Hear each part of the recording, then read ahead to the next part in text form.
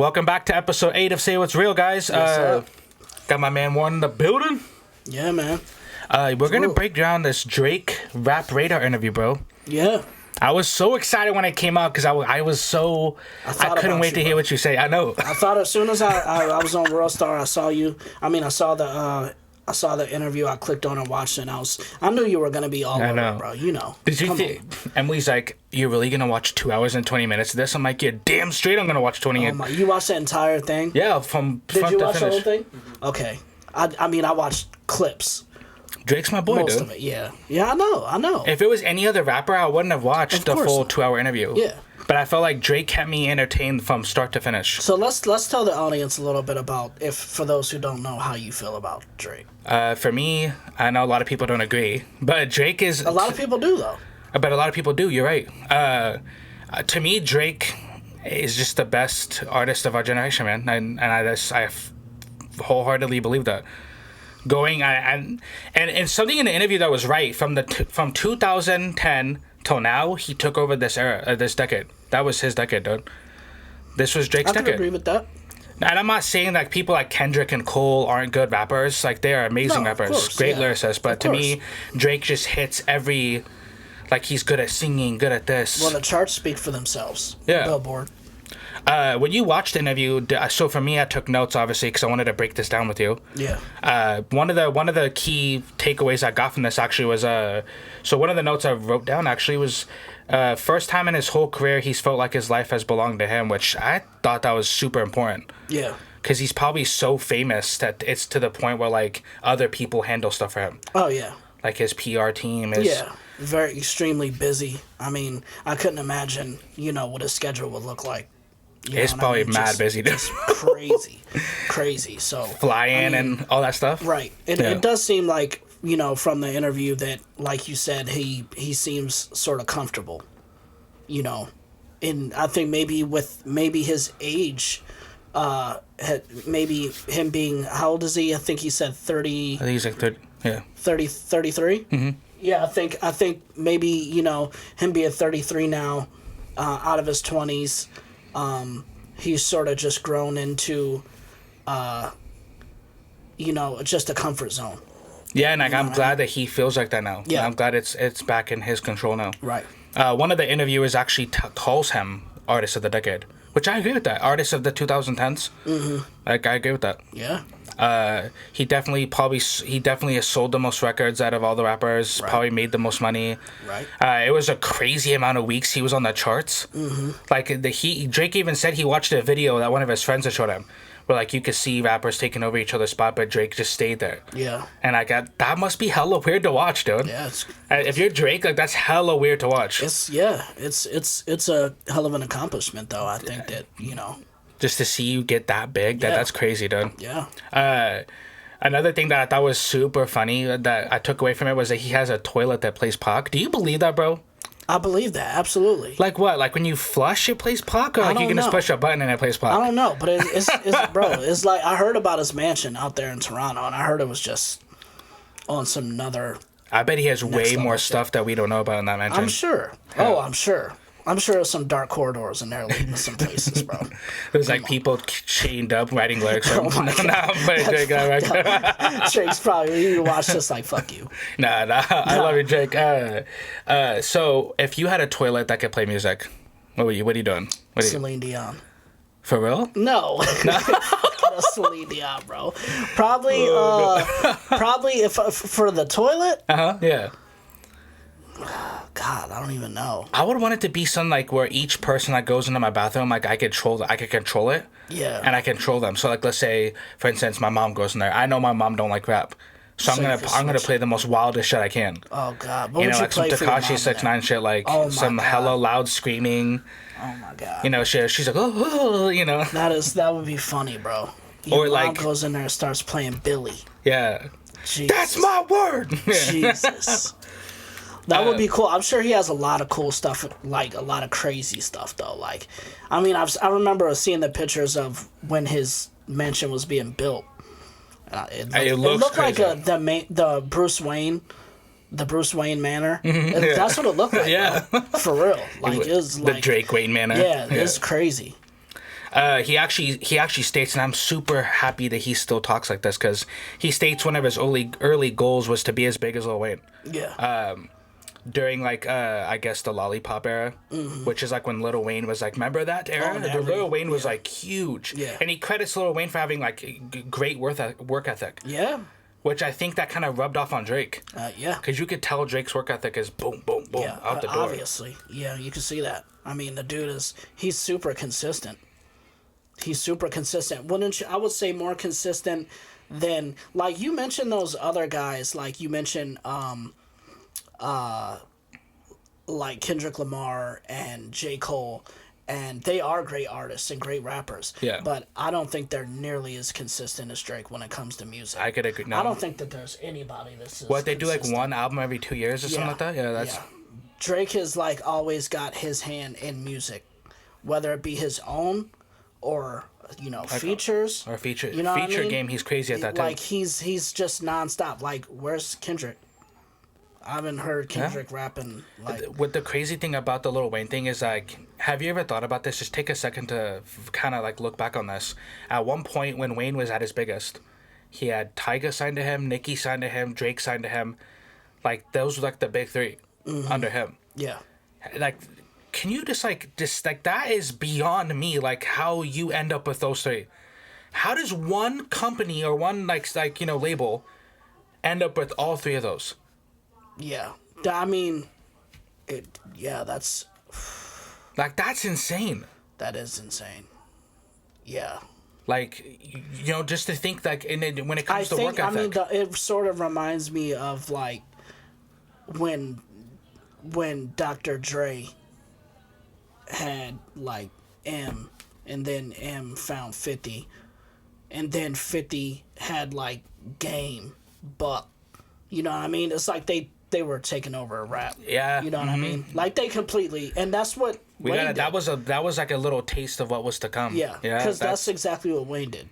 Yeah, Wayne, Like, that's they just crazy. took over the rap game. And people, you're right. You said this in the beginning. People might not agree that those guys were anything. I know a lot of people hate on Young Money, but when I was growing I don't know up, how can you hate on Young Money? how do you hate on that, bro? Yeah, you're right, dude. That's like hating on Cash Money. Like, like when Wayne was young, and he had Turk and Baby, like, that was a movement. Like, how do you hate on that? Like, look what they did in that span of time. Like, they were... Doesn't this kind of feed into what he was saying, where Drake was like, hey, you know how people say he's soft? And people say, oh, all you do is sing and stuff, right? So he actually credits Best I Ever Had as one of the songs that blew him up. Would you agree with that? I think that is the song, to me. I knew of him before that song, but that's probably what blew him up to like the main world. Like, probably, yeah. The first song that I've ever heard him on was Successful with Trey Songz. Remember that one? Yeah, I do remember that one. Yeah, Successful. That's a good song. That's a real good song. Like, he has so many songs now to where I wouldn't even probably put that song on my top 20, but like, that song's still hella good. Like, that's crazy to me that his discography is so big. Yeah, it's huge. That you can't even Yeah, you can't. That you would leave a song like Successful out of the top 20. Yeah, that's what I'm saying. And it's still fire. Yeah, and it's cool, like, that I can be, like, you guys both know, like, I love music. I love hip hop, and I think Drake is. I would never say that Drake is not hip hop.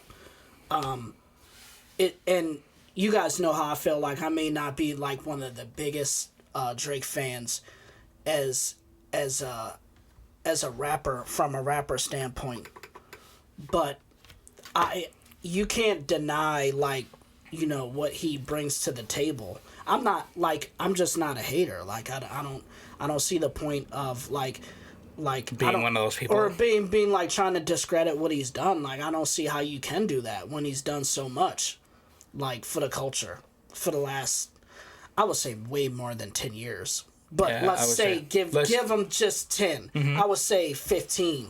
Like, yeah, and he took like, I actually mentioned to you that, and he says this in an interview, he took for any rapper in existence that has ever existed, he took one of the biggest hits that you could say to your legacy, and he survived it. Oh, yeah. I mean, there's still people to this day, like, you fucking idiots that are like, Drake doesn't write anything. I even like her and like people that fucking like I'm around every day. I'll say, yeah, Drake's my boy. But does he write it, though? But did he write it? Like, dude, literally, shut the fuck like up, dude. Remember, like, Ether, right? Yeah. Like, in my opinion, Ether... Well, obviously, you're going to have other people say otherwise, but I think that I think that Nas won the battle. But... The war Jay-Z won. Yeah. Like, at the end of the day, and I think that that's absolutely going to be the same with Drake. Like, he may have won, like, the exchange, but... The battle, yeah. Who's, like, life-wise, like, Drake is doing pretty good, man. Yeah. He's going to continue to do pretty good. And his kids are gonna do good, yeah. Really good. And his kids. Honestly, like, if I was him, like, I would not be worried about that. Like, it's just small potatoes. Like, it's like like he said. I mean, I don't really call it an L because the battle didn't even really get finished between, like, him and Pusha T. Well, if you compare Duppy to Story of Added On. But, yeah, you know. That's where we compare, yeah. But, I mean, say whatever you want, you know. Just like people could say whatever they want to Jay-Z about Ether. But Jay-Z will look at you and be like... Chill. I'm a billionaire. Like, yeah, I'm a fucking billionaire, dude. Yeah. You're saying I lost. Jay-Z would laugh in your face if you came up to him and say, chill. The Ether destroyed you. He would literally, like, laugh at you and be like, okay, that's cool that you think that. That's cool opinion. But I'm going to go here and...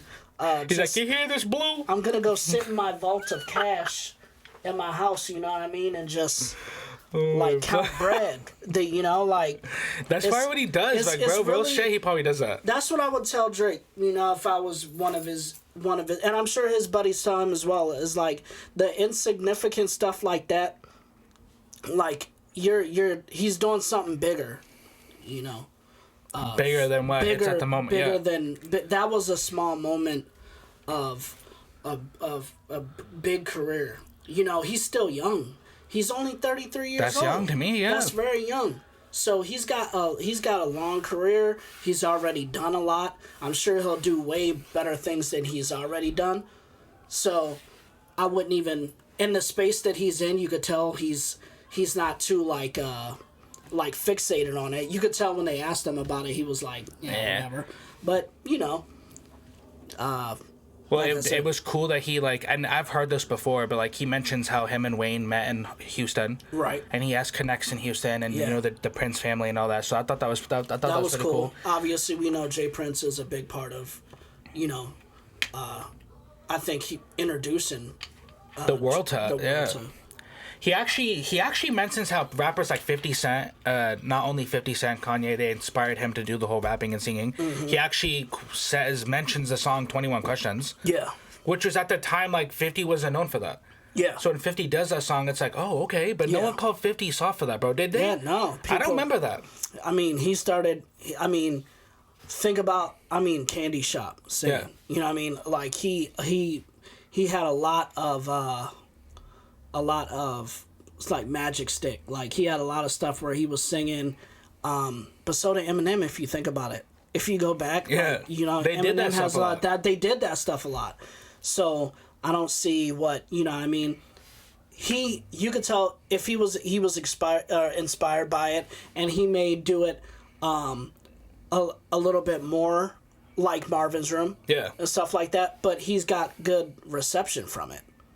Definitely. Right? So why not? Why not? Yeah. These songs that he's doing is number one on the chart. Like, I'm not the type of person, like, I'm not so selfish to be like I joked with you earlier, like, I'd be like, yo, just go make a whole rap album. And then, like, why? For me? Just for me? Yeah, you know, for me, bro. Do it for me, Drake. Do it for me. Like, no, dude, he has a billion gazillion fans, bro. Like, he's got to try to please everybody, dude. It's not just about a couple people that are nagging about you singing more, or you know what I mean, not just rapping. He's got a lot of fans from all over the world, not just... Yeah, because, right, okay, so with his first album, he kind of says that it wasn't really in his control. Like, it was, but, like, the studio was trying to push for more features, which you could say wasn't really what he wanted to show his fans. it was basically like, hey, everybody in Toronto, look, I got a feature with Jay, I got a feature with Alicia Keys, I got a feature with this person. It wasn't like, it was like the first album where like, it was his first album before So Far Gone, because that was a mixtape, obviously. But it was like, hey, Drake, you're new, so this is what we think you should do. Right. Hey, Drake, do this. Right. And you can tell now, looking back on that album, that that's what that was. Right. They were just like, hey, let's just throw every major name we can at this. Yeah. Yeah. You know, like, one of the favorite things that I do like about Drake is he's such a versatile artist. Like, I think there's different like sides to Drake as an artist. Like me, my favorite Drake is like the feature Drake, No Shopping. You know what I mean? Yeah, when he gets on there and talks that slick shit, like Goods almost. You know what I mean? He's just wavy when on it. Just wavy, and he's like telling them when the 350s around me. You know what I mean? Yeah, like I love that slick. I love battles. Like I love, and he has that. He's a big fan of battle rap too. You know, he's witty. So yeah, you could tell, bro. I appreciate that. Like, I can get shit like that, and then he has other fans that they like stuff, Marvins Room type stuff, that love that. That, you know, and you said you love, you know, a lot of his melody stuff I do, that have gotten cool. you through, you know, like personal moments in my life, right? So I think that's cool that he's like touching different, you know, swaths of people. Right, because you with mentioned his- Marvin's Room, okay, Right. and that was a big song for me growing up. And so going in to Take Care, Yeah. he says that's the first time he was able to go home, reconnect with the city, Yeah. reconnect with the people from there, his family, his friends, Man. and actually make something. Like, he was trying to, like, pioneer a sound for Toronto, like that Right. dark, rainy night Right. type of sound. Well, that's what he ended up meeting the Weeknd. Yeah. He's like, hey, come meet this kid downstairs, and it's the Yeah. fucking Weeknd, bro. Yeah, and Who would have known that the Weeknd was would've gonna blow up that big? You never could have known that. I guess, yeah, like, A lot of the stuff he says, it's just like, bro, are you crazy? Like, that literally sounds like some book shit. and I think it's dope how he put Toronto on his back, by the way, too. Like, how can, like, that's another thing. He How rips can you that hate shit. on that? You can't, Like, how dude. can you hate on somebody putting a city on his back, like how Meek does for his city? Can you imagine, Or- like, Federal Way? Yeah, You know like, what I you know what I mean? Like, he put the whole, you got people, everybody talking about the six that ain't even been there. Like, you know what I mean? Like, And they say talking ting. about my woes and ting, you know And what I my mean? woes, Like, yeah. he, like, I know the people there must be just so stoked to be just seen now. You know what I mean? Just, like, there's spots all over the world that don't have, I mean, think about, like, St. Louis before Nelly. Yeah. You know what I mean? That just probably felt invisible. Like, you know, I mean, Seattle got Macklemore and stuff. And Yeah, I don't, I fuck. know. We can get into that, bro. We can get into that, but I That's hate that shit, yeah. But I'm just I'd saying, rather be from Toronto, it though. would be cool to have, like, somebody like a Drake putting your city on the map, bro. Yeah, Nick, he And stopped hard as beefing he with does. Tory Lanez. He stopped beefing with Right. these people because, like, why? We're from Why? the They're same city. Yeah. Let's get this paper. And there, and yeah, like, so I think that's cool that, and super genuine that, you know, he's doing that for his city. Like, there's a lot of things about the guy that he in the said- interview that I just really like. It's almost like, and he kind of mentions it, but it's almost like someone big's looking out for me. Someone likes me. Oh yeah. And you could tell because, like, he actually mentions the God Plan song. God's Plan? Oh, yeah. How, like, you know, he just recorded it one day in his condo. It wasn't even supposed to be a thing. He sent it to Trippie Redd, which, bro, what? Trippie Redd, bro, was supposed to be on God's Plan? Yeah. And then he goes, hey, you know, whatever. Huh? It's supposed to be his song. Yeah, and then all of a sudden the song gets leaked. So Drake's like, hey, I gotta rush to get this song out because I know people are gonna put their verse on it. You know? Mm-hmm. That becomes his biggest song. Yeah. Like, dude, like, a lot of the stuff that's happening to him is like, what? Yeah. That becomes your biggest song? I think that at this point, he's like so big that I think that he could just be like comfortable in a booth, you know? Like, obviously he was talking about in the interview about him being his pen game, his writing ability, and, you know, he's confident in his writing ability. And obviously he's got amazing writing ability. If you like look at, you know, I mean, hook wise, yeah, just All from that song shit. format, you know, so it sometimes I think about, damn, like when you're, you know how, like, you know, me and you dabble in music, like you go in and you like, and the process is like kind of like, damn, You know, ooh, I'm in here. Yeah, you're in here. You're trying to figure out like what exactly to say. But I think he's in such a space where he could just, and I think Jay-Z got there a while ago where he could just almost just like talk. You know what I mean? It's like, and obviously, people still like that shit. But it's just like you're telling your truth. You're talking. You know, like how Drake was saying he'll address issues like with but him being, because he's like light skinned or whatever, people not trying not to giving him accolades and stuff like that. But I was thinking that's why you gotta talk through your music. Talk that shit. Yeah, because like people listen to you. I've never heard anybody talk. mention Drake as like he is black, right? But like he's right. No one says like, oh no, when they're talking about great black artists, they don't mention Drake. Right. Which is so fucking weird. Like Russell Wilson. Right. When they talk about great black quarterbacks, they don't mention Russell Wilson like that. But that's why I think it's important for him to talk, and because when I notice when he does music and he speaks his truth, people gravitate towards it because he's real. Unlike a lot of other people, he lets you in.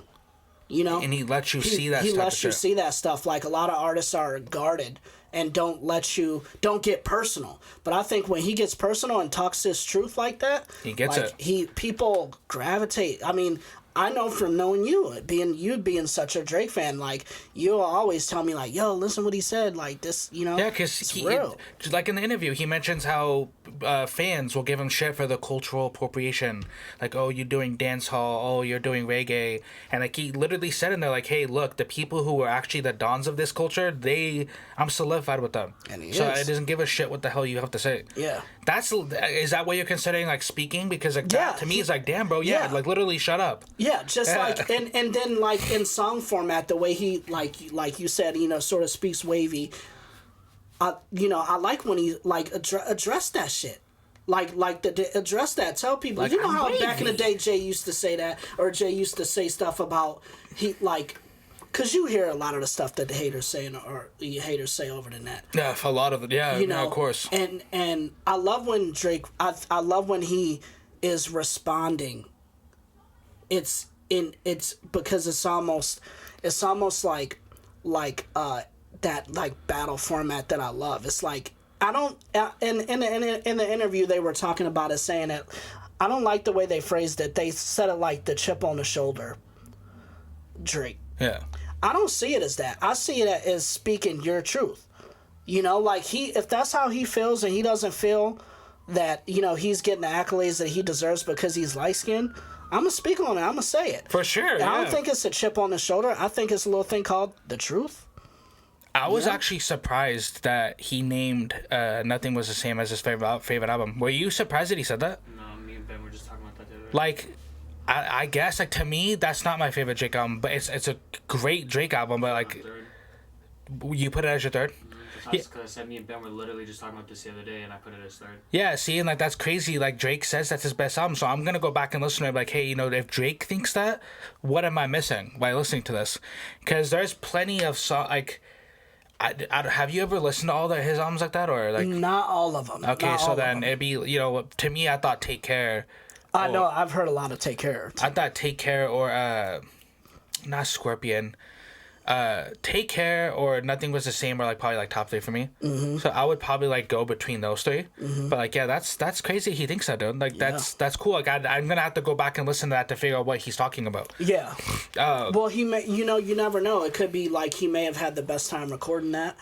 You know, he may have had. You know, he may have been in a good state of mind or whatever, you know. Like, it's weird, you know, being an artist yourself, you know how you feel about some of your work. You may be like, you know, I don't care what anybody else thinks about this, but I love this shit. Like, yeah, like right now with our podcasting stuff, I'm in a good space right now. Like, I'm in a good, and that's good. And you could tell. Yeah, so, absolutely, it shows. He mentions too that I didn't know this, but I guess the Meek beef started because he didn't show up to one of Meek's shows. Yeah, that was supposed to be in Philly, and like I guess like he feels like that's why it started, and I'm like, really?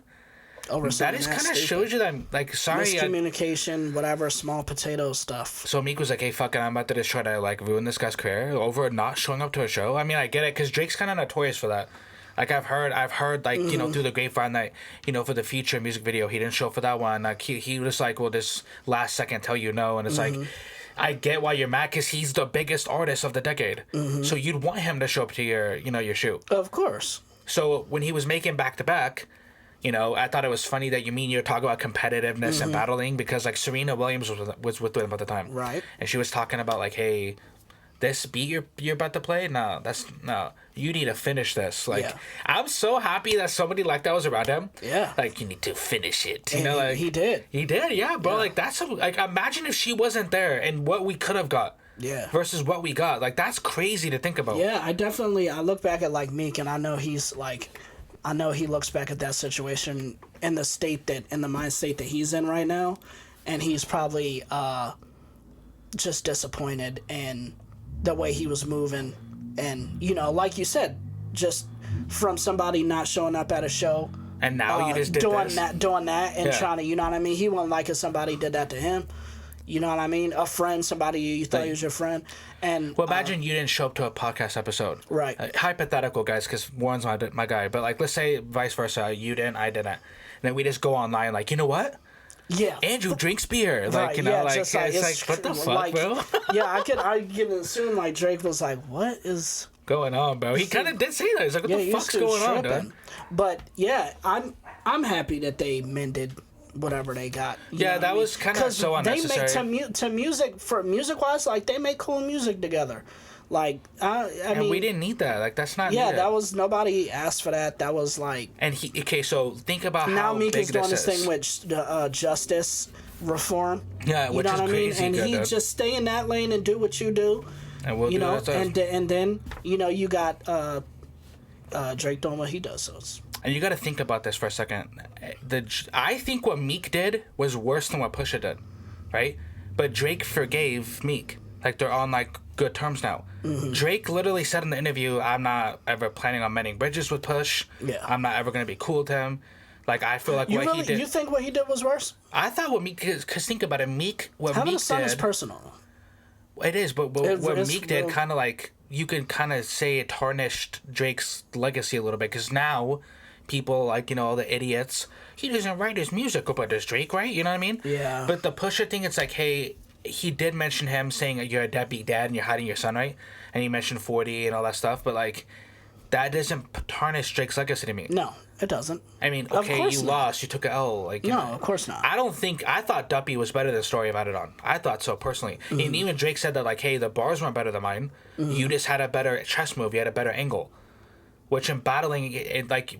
For instance, when DNA and Disaster battled, I thought Disaster beat him, but DNA had that. Disaster beat him too, and that DNA had the angle in the third round. You know, just basically. Yeah, angles definitely matter in the setups, and you know what I mean. Everything matters in a battle. You know, yeah, it's that was crazy, man. That whole battle, that whole back and forth, was definitely. And then he's mending relationships with everybody else. Chris Brown, all these people, like... But if you the funny thing, and I'd like just to hear Justin's take on this. If you look at, like, the era, you know, that I came up in with, like, remember when, like, Rockefeller was beefing with, like, DMX and shit? Yeah. Or let's say even after that, we could talk about how 50 was beefing with Game. Yeah. Like, somebody could have died.